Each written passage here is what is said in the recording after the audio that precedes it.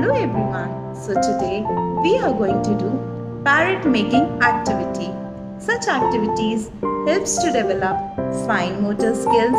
It helps to improve hand-eye coordination and it also promotes innovation and creativity. So let's get started.